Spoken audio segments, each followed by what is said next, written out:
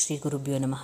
ನನ್ನ ಆಧ್ಯಾತ್ಮ ಬಂಧುಗಳೇ, ನಾನು ಆದಿಗುರು ಶಂಕರ ಭಗವತ್ಪಾದಾಚಾರ್ಯರ ಶಿವಾನಂದ ಲಹರಿಯ 75, 76, 77 ಈ ಸ್ತೋತ್ರಗಳು ಮತ್ತು ಇದರ ಅರ್ಥವನ್ನು ಮುಂದುವರಿಸ್ತೀನಿ. ಶಂಕರ ಭಗವತ್ಪಾದಾಚಾರ್ಯರ ವಿವೇಕ ಚೂಡಾಮಣಿಯ ಒಂದು ಶ್ಲೋಕದ ಒಂದು ಅರ್ಥದಿಂದ ಪ್ರಾರಂಭ ಮಾಡ್ತೀನಿ. ಭಗವತ್ ಕೃಪೆಗೆ ಕಾರಣವಾಗಿರುವ ಮನುಷ್ಯತ್ವ, ಮುಮುಕ್ಷುತ್ವ ಮತ್ತು ಮಹಾಪುರುಷರ ಸಹವಾಸ ಅಂದರೆ ಸತ್ಸಂಗ, ಈ ಮೂರು ಜಗತ್ತಿನಲ್ಲಿ ದುರ್ಲಭವಾದವುಗಳು. ಆದುದರಿಂದ ನಾವು ಈ ಎಲ್ಲ ಗುಣಗಳನ್ನು ನಾವು ಸರಿಯಾದ ರೀತಿಯಲ್ಲಿ ಉಪಯೋಗಿಸಿಕೊಂಡರೆ ಭಗವಂತನ ಕೃಪೆಗೆ ನಾವು ಪಾತ್ರರಾಗಬಹುದು ಅಂತ ಶಂಕರ ಭಗವತ್ಪಾದಾಚಾರ್ಯರು ನಮಗೆ ತಿಳಿಸಿದ್ದಾರೆ.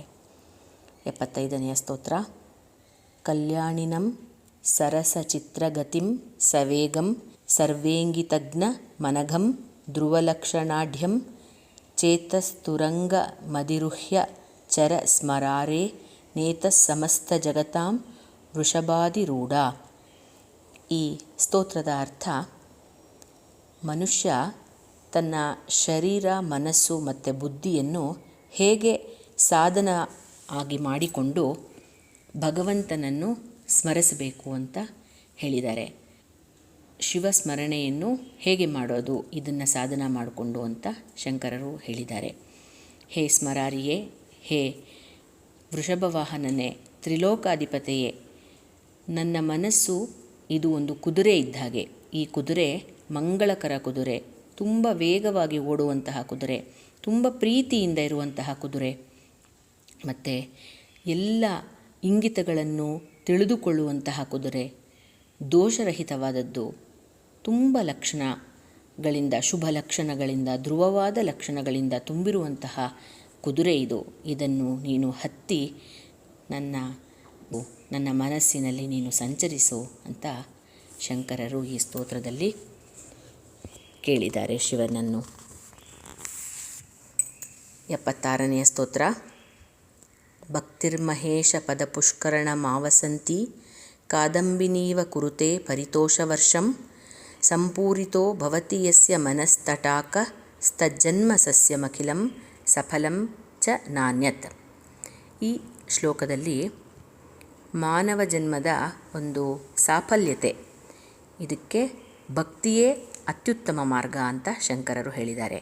ನರಜನ್ಮ ಇದ್ದಾಗ ನಾವು ಅದನ್ನು ಸಾರ್ಥಕಪಡಿಸಿಕೊಳ್ಳದೇ ಇದ್ದರೆ ಈ ಜನ್ಮ ನಿರರ್ಥಕ ಅಂತ ತಿಳಿಸಿದ್ದಾರೆ.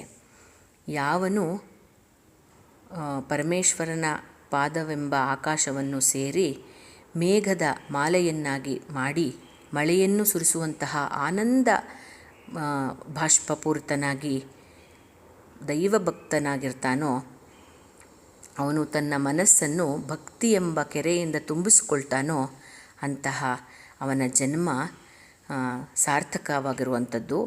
ಮತ್ತು ಎಲ್ಲ ಶುಭವಾದ ಅವನ ಜನ್ಮವೆಂಬ ಸಸ್ಯಗಳೆಲ್ಲವೂ ಫಲವನ್ನು ಕೊಡುವಂಥದ್ದು, ಅದು ಬೇರೆಯಲ್ಲದೆ ಮತ್ತೇನೂ ಇಲ್ಲ ಅಂತ ಶಂಕರರು ಹೇಳಿದ್ದಾರೆ. 77ನೆಯ ಸ್ತೋತ್ರ. ಬುದ್ಧಿ ಸ್ಥಿರ ಭವಿತುಮೀಶ್ವರ ಪಾದಪದ್ಮ ಸಕ್ತಾ ವಧೂರ್ವಿಹರಿಣೀವ ಸದಾ ಸ್ಮರಂತಿ ಸದ್ಭಾವನಾ ಸ್ಮರಣ ದರ್ಶನ ಕೀರ್ತನಾದಿ ಸಮ್ಮೋಹಿತೇವ ಶಿವಮಂತ್ರ ಜಪೇನ ವಿಂತೆ. ಈ ಸ್ತೋತ್ರದಲ್ಲಿ ಶಂಕರ ಭಗವತ್ಪಾದಾಚಾರ್ಯರು ನಿಜ ಭಕ್ತನ ಪರಿಸ್ಥಿತಿ ಹೇಗಿರುತ್ತೆ ಅಂತ ವಿವರಿಸಿದ್ದಾರೆ. ಹೇ ಶಂಭುವೆ, ಪ್ರಿಯತಮನನ್ನು ಅಗಲಿದ ಸಾಧ್ವಿ ಮಣಿಯು ಹೇಗೆ ತನ್ನ ಚಂಚಲವಾದ ಮನಸ್ಸನ್ನು ಸ್ಥಿರವಾಗಿ ನಿಲ್ಲಿಸಿಕೊಳ್ಳಲು ಅವನ ಸ್ಮರಣೆ ಮತ್ತು ಅವನ ಕೀರ್ತನೆಗಳಲ್ಲಿ ಮನಸ್ಸನ್ನು ನೆಟ್ಟಿರ್ತಾಳೋ, ಹಾಗೆ ನನ್ನ ಮನಸ್ಸು ಕೂಡ ನಿನ್ನ ವಿಯೋಗ ದುಃಖದಿಂದ ಭ್ರಮೆ ಹೊಂದದಂತೆ ಈ ಶಿವಪಂಚಾಕ್ಷರಿ ಮಂತ್ರವನ್ನು ಜಪ ಮಾಡುತ್ತಾ ನಿನ್ನ ಪಾದಪದ್ಮಗಳಲ್ಲಿಯೇ ಲೀನವಾಗಿ ಅದನ್ನೇ ಸ್ಮರಿಸುತ್ತಾ ದರ್ಶನ ಮಾಡುತ್ತಾ ಕೀರ್ತನೆ ಮಾಡುತ್ತಾ ಸದ್ಭಾವನೆಗಳಿಂದ ನಾನು ಎಲ್ಲವನ್ನು ಅನುಸರಿಸುವಂತೆ ಮಾಡು ಅಂತ ಶಂಕರರು ಈ ಸ್ತೋತ್ರದಲ್ಲಿ ಕೇಳಿದ್ದಾರೆ. ಭಕ್ತಿ ಮಾರ್ಗದಲ್ಲಿ ನಡೆಸಲು ಶಂಕರರು ಈ ಎಲ್ಲವನ್ನು ನಮಗೆ ತೋರಿಸಿಕೊಟ್ಟಿದ್ದಾರೆ. ಈ ಎಲ್ಲದರ ಪಾರಾಯಣದಿಂದ ನಾವು ನಮ್ಮ ಜನ್ಮವನ್ನು ಸಾರ್ಥಕಪಡಿಸಿಕೊಳ್ಳುವಂತೆ ಮಾಡಿಕೊಳ್ಳೋಣ. ಒಳ್ಳೆಯದಾಗಲಿ. ಶ್ರೀ ಗುರುಭ್ಯೋ ನಮಃ.